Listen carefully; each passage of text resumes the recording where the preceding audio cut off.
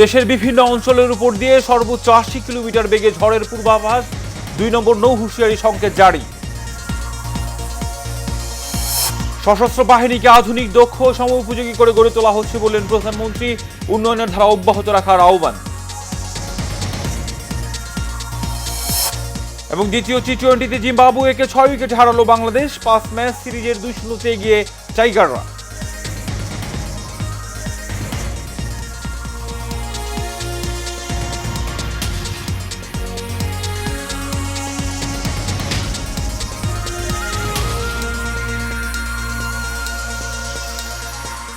স্বাগত এশিয়ান সকালের সংবাদের সঙ্গে আছে আমি কাউসার আহমেদ। এখন শুনছিলেন বিআরবি কেবল ইন্ডাস্ট্রিজ লিমিটেড সংবাদ শিরোনামে চলে যাচ্ছি বিস্তারিত সংবাদে।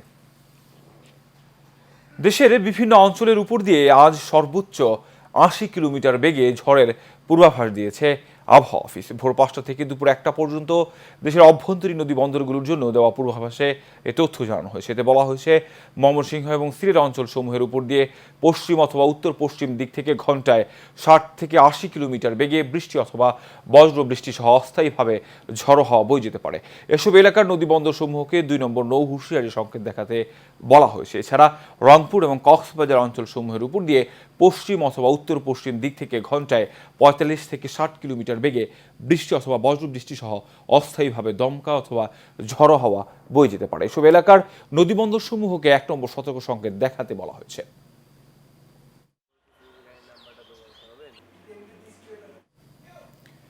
সব ক্ষেত্রেই উন্নয়নের ধারাবাহিকতা অব্যাহত থাকবে বলে জানিয়েছেন প্রধানমন্ত্রী শেখ হাসিনা। ঢাকা সেনানিবাসে নবনির্মিত armed forces institute of pathology ভবন উদ্বোধন অনুষ্ঠানে প্রধানমন্ত্রী এই কথা জানান। সরকার প্রধান বলেন, দেশের অন্যান্য সেক্টরে উন্নয়নের পাশাপাশি সশস্ত্র বাহিনীকেও গড়ে তোলা হচ্ছে আধুনিক, দক্ষ, সময়োপযোগী বাহিনী হিসেবে। এইচএমইর রিপোর্টে থাকছে বিস্তারিত। সকালে ঢাকা সেনানিবাস এলাকায় সশস্ত্র বাহিনীর সদস্য ও তাদের পরিবার এবং জনসাধারণের উন্নত চিকিৎসা নিশ্চিতে নবনির্মিত armed forces institute of pathology ভবন উদ্বোধন করেন প্রধানমন্ত্রী শেখ হাসিনা। উদ্বোধন শেষে নবনির্মিত প্যাথোলজির বিভিন্ন কার্যক্রম ঘুরে দেখেন সরকার প্রধান। পরে আর্মি সেন্ট্রাল অডিটোরিয়াম সেনা প্রাঙ্গণ ভবন উদ্বোধন করেন তিনি। প্রধানমন্ত্রী বলেন, দেশের অন্যান্য সেক্টরে উন্নয়নের পাশাপাশি সশস্ত্র বাহিনীকেও গড়ে তোলা হচ্ছে আধুনিক, দক্ষ ও সময়োপযোগী বাহিনী হিসেবে। ফোর্সেস গোল বাস্তবায়নের মাধ্যমে আমরা চাচ্ছি আমাদের সশস্ত্র বাহিনী আধুনিক, জ্ঞান সম্পন্নভাবে প্রতিষ্ঠিত হবে। সেই সাথে যেহেতু আমাদের 2008 নির্বাচনের লক্ষ্য ছিল ডিজিটাল বাংলাদেশ গড়ে তোলা, কাজে আধুনিক প্রযুক্তি জ্ঞান সম্পন্ন আমাদের সশস্ত্র বাহিনী গড়ে উঠবে, সেটাই আমাদের লক্ষ্য এবং সেভাবেই আমরা কাজ করে যাচ্ছি। তিনি আরো বলেন, জাতির পিতা বঙ্গবন্ধু শেখ মুজিবুর রহমানের স্বপ্নের সোনার বাংলা গড়তে কাজ করে যাচ্ছে বর্তমান সরকার। ৭৫ 15ই আগস্টের পরে সেনাবাহিনীর উপরে যে আস্থা এবং বিশ্বাস সাধারণ মানুষ কিন্তু হারিয়ে ফেলেছিল। আমার প্রচেষ্টা ছিল যে সেনাবাহিনীর প্রতি আমাদের সাধারণ মানুষের একটা আস্থা, বিশ্বাস যেন সৃষ্টি হয়, যেটা যে কোনো একটা সেনাবাহিনীর জন্য একান্তভাবে জরুরি, স্বাধীনতা, সার্বভৌমত্ব রক্ষার জন্য প্রয়োজন। আর যে সেনাবাহিনীর উপর জনগণের আস্থা, বিশ্বাস থাকে না, তারা কখনো কোনো রণাঙ্গনে বিজয় অর্জন করতে পারে না। সব ক্ষেত্রে উন্নয়নের ধারাবাহিকতা অব্যাহত থাকবে বলে জানান প্রধানমন্ত্রী শেখ হাসিনা। যে কোনো একটা দুঃসময় দেখা দিলে আমাদের সশস্ত্র বাহিনী জনগণের পাশে আছে এবং জনগণের একটা ভরসা স্থল হিসেবে সে আস্থা আজকে আমাদের সশস্ত্র বাহিনী অর্জন করতে সক্ষম হয়েছে। এইচএমইতু, এশিয়ান টেলিভিশন, ঢাকা।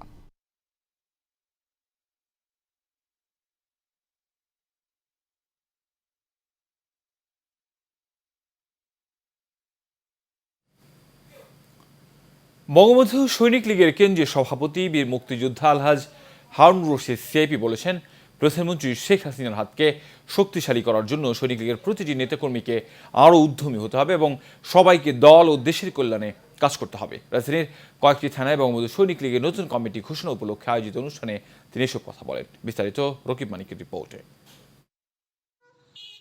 রাজধানীর রামপুরা, বাড্ডা, তেজগাঁও শিল্পাঞ্চল থানার বঙ্গবন্ধু সৈনিক লীগের আহ্বায়ক কমিটির ঘোষণা উপলক্ষে এ আয়োজন।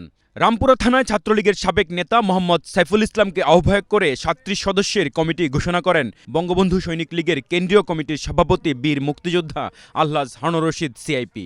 জাতির পিতা শেখ মুজিবুর রহমান তার নামে সংগঠন, মাননীয় প্রধানমন্ত্রীর অন্তরের সংগঠন বঙ্গবন্ধু সৈনিক লীগ। আমরা কিন্তু সংগঠনে যাইয়া কোনো দুর্নীতি, চাঁদাবাজি এবং নেশাখোর তাদেরকে ভালো করার জন্য এই সংগঠন, আর এলাকার গরিব মানুষের সহযোগিতার জন্য সংগঠন। অনুষ্ঠানে বঙ্গবন্ধু কেন্দ্রীয় কমিটির সভাপতি বলেন, জামাত শিবিরের ষড়যন্ত্র থেকে দেশকে বাঁচাতে হবে, এদের বিষয়ে সবাইকে সতর্ক থাকতে হবে। মাননীয় প্রধানমন্ত্রী এই দেশকে যেভাবে এগিয়ে যাচ্ছে, বঙ্গবন্ধু সৈনিক লীগ এগিয়ে যাব ইনশাল্লাহ। আমরা মাননীয় প্রধানমন্ত্রীর হাতকে শক্তিশালী করার জন্য বঙ্গবন্ধু সৈনিক লীগ করছি এবং করব। যতদিন বেঁচে থাকবো বঙ্গবন্ধু সৈনিক লীগকে শক্তিশালী করে আজকে মাননীয় প্রধানমন্ত্রীর হাতকে শক্তিশালী করব। পরে বাড্ডা থানায় মাসুদ রানাকে আহ্বায়ক করে খিলকেত থানায় ইঞ্জিনিয়ার মঞ্জুর আহমেদকে ও তেজগাঁ শিল্পাঞ্চলে শামসুর রহমান স্বপনকে সভাপতি করে কমিটি দেওয়া হয়। আমাদের ধর্ম হইব মানুষের সেবা, যে যেই ধর্মের হোক তাকে শ্রদ্ধা করব, মানুষকে সেবা করব। মাননীয় প্রধানমন্ত্রী বলছেন কোনো ধর্ম নিয়ে কথা বলতে না করছেন। আমরা চাই আমাদের আগামী দিনগুলোতে জাতির পিতার জন্য আমরা দোয়া করব। আল্লাহ, তুমি তার টঙ্গিপাড়া জন্ম দিয়েছিলে, সেই জন্য আমরা পেয়েছি।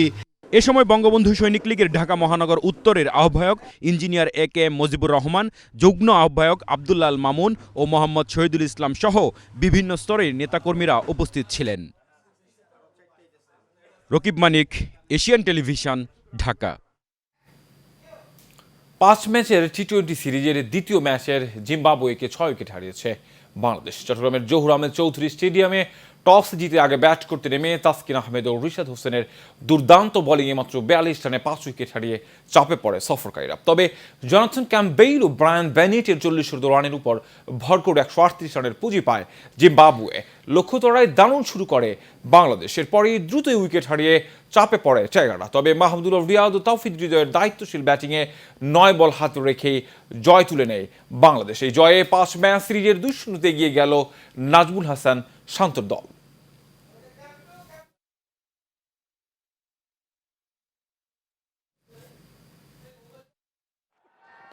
Yorker length. Nice looking shot. No. Shot not put away.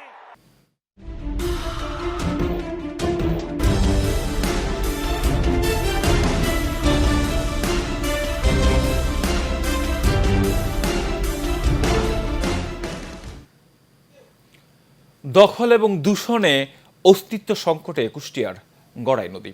এক সময়ের খরস্রোতা এই নদীকে ঘিরে ছিল ব্যবসা বাণিজ্য, জীবন জীবিকার উৎস ছিল হাজার হাজার মানুষের। এখন গতি হারিয়েছে নদীকেন্দ্রিক অর্থনীতি। কেন হারিয়ে গেছে সেই চিরচেনা নদীর চেহারা? পুলক সরকারের রিপোর্ট, জানাচ্ছেন মিতু। কুষ্টিয়া জেলার হরিপুর ইউনিয়নের প্রবাহমান প্রমত্তা পদ্মা নদী থেকে গড়াইয়ের উৎপত্তি। গড়াই নদী দেশের দক্ষিণ পশ্চিম অঞ্চলের মিঠা পানির অন্যতম গুরুত্বপূর্ণ উৎস। দখলে দূষণের কারণে দিন দিন এক সময়ের উচ্ছল নদী হারাচ্ছে তার অস্তিত্ব। নদীর তীরবর্তী এলাকায় গড়ে উঠেছে অর্ধশত ডাইং কারখানা। এসব কারখানার অপরিশোধিত রাসায়নিক মিশ্রিত বজ্র সরাসরি ফেলা হচ্ছে গড়াই নদীতে। আবার কেউ বা নদী দখল করে গড়ছেন ইমারত। দখল দূষণে বিপর্যস্ত নদীর প্রাণ ফেরানো এখন সময়ের দাবি। এখন তো নদীর সেই নদী নেই, নদীর জল নিয়ে স্নান করতে আসলেও আমরা ভয় পাই, গা দিয়ে রেশ বেড়ে যায়, গা চুলকো, এমনকি আমাদের বাচ্চাদেরও অবস্থা খারাপ হয়ে যায়। আগে যে নদীর সৌন্দর্য ছিল সেই সৌন্দর্যটা নাই। ঘর বাড়ি হওয়াতে অবৈধ বালু ব্যবহার করার কারণে নদীটা নষ্ট হয়ে যাচ্ছে। এক কথা বলতে গেলে যে আমরা স্বাধীনভাবে নিঃশ্বাস নিতে পারি না, মুক্ত বাতাসে যে আমরা নিঃশ্বাস নিব সেটা আমরা নিতে পারি না। বিশেষজ্ঞদের মতে গড়াই নদী দূষণের ফলে একদিকে যেমন মানুষের স্বাস্থ্য ঝুঁকি বাড়ছে, অন্যদিকে প্রাকৃতিক ভারসাম্য ও জীববৈচিত্র্য পড়ছে হুমকির মুখে। নদীকে বাঁচাতে হবে, কিন্তু নদী এখন আসলে ভালো নেই। দখল দূষণে নদী ধ্বংস হয়ে গেছে। নদীর নবাত্ব ফেরাতে বেশ কিছু প্রকল্প হাতে নেওয়া হয়েছে বলে জানায় পানি উন্নয়ন বোর্ড। নদী দূষণ মুক্ত করতে স্থানীয় প্রশাসন এবং পরিবেশ অধিদপ্তর যারা এর সাথে সংশ্লিষ্ট আছে আমরা তাদের সাথে সমন্বয় করে এই বিষয়ে আইনগত ব্যবস্থা করব। নদীর নাব্যতা ফেরাতে আমাদের ড্রেজিং কাজ চলমান আছে, আমাদের নিজস্ব ড্রেজার দ্বারা আমরা ড্রেজিং কাজ পরিচালনা হচ্ছে এবং অল টাইম এগুলো ড্রেজিং কাজ চলমান থাকে, যেটা পদ্মা থেকে পানি আমাদের ডাইরেক্ট যেন গড়াইতে আসে এই অনুযায়ী আমাদের ড্রেজিং কাজ চলমান আছে। নদীর পুনঃখনন, সৌন্দর্য বর্ধন এবং দূষণ ও দখলমুক্ত করতে নানা প্রকল্প বাস্তবায়নের দাবি সংশ্লিষ্টদের। Mitu, Asian television. সুন্দরবন এলাকা আগুন বর্তমানে নিয়ন্ত্রণে আছে বলে জানিয়েছেন পরিবেশ, বন ও জলবায়ু পরিবর্তন মন্ত্রণালয়। তবে মন্ত্রণালয় বলছে আগুন নিয়ন্ত্রণে থাকলেও আগামী কয়েকদিন এখানে অগ্নিনির্বাপন কার্যক্রম চলমান রাখা হবে, কেননা ফরেস্ট ফায়ার আপাতত নিভে গেছে বা নিয়ন্ত্রিত হয়েছে মনে হলেও আবার যে কোনো সময় এটি নতুনভাবে সৃষ্টি হতে পারে বা বিস্তৃতি লাভ করতে পারে। এদিকে আগুন লাগার সুনির্দিষ্ট কারণ নির্ণয়ে তদন্তের জন্য বন বিভাগের পক্ষ থেকে 3 সদস্যের একটি কমিটি গঠন করা হয়েছে। বিকেলে সংবাদ মাধ্যমে পরিবেশ, বন ও জলবায়ু পরিবর্তন মন্ত্রণালয়ের এক বিজ্ঞপ্তিতে এসব কথা জানানো হয়।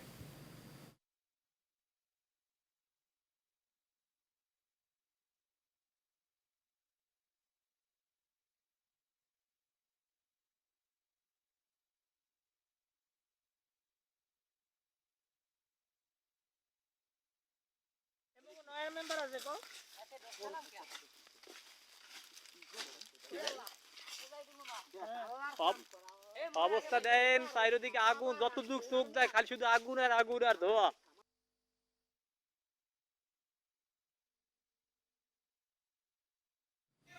দর্শক, সংবাদের এই পর্যায়ে থাকছে উপজেলা নির্বাচনের খবর।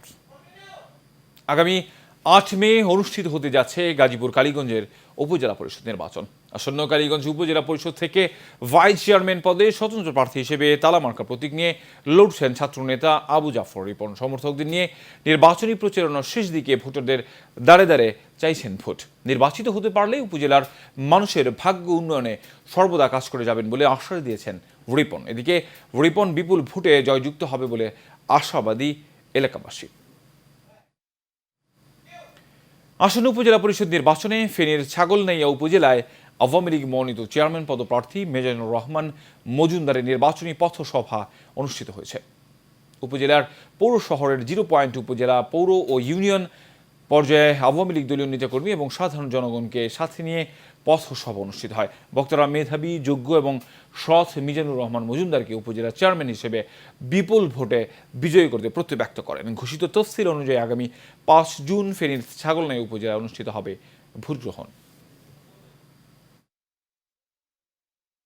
স্টিল চট্টগ্রাম সংবাদ।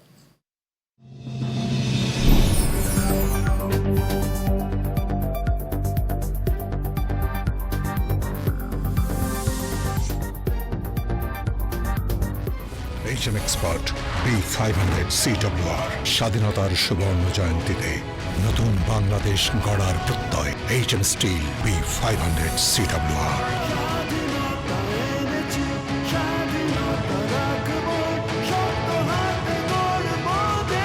HM Steel।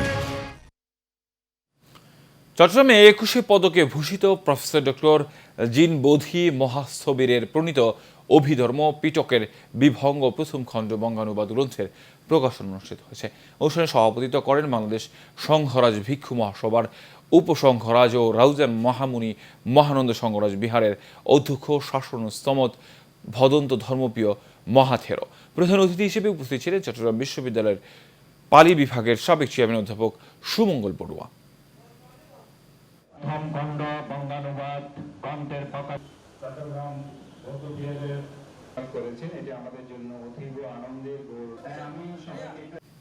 দর্শক, শেষ করবে সকালের সংবাদের আগে বিআরবি কেবল ইন্ডাস্ট্রি লিমিটেড সংবাদ শিরোনাম জানাবো আরও একবার।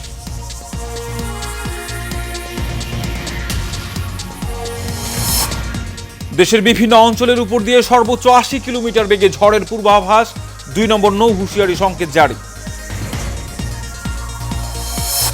সশস্ত্র বাহিনীকে আধুনিক, দক্ষ, সময় উপযোগী করে গড়ে তোলা হচ্ছে বললেন প্রধানমন্ত্রী। উন্নয়নের ধারা অব্যাহত রাখার আহ্বান। এবং দ্বিতীয় টি-20তে জিম্বাবুয়েকে 6 উইকেটে হারালো বাংলাদেশ। 5 ম্যাচ সিরিজে 2-0 এগিয়ে টাইগাররা।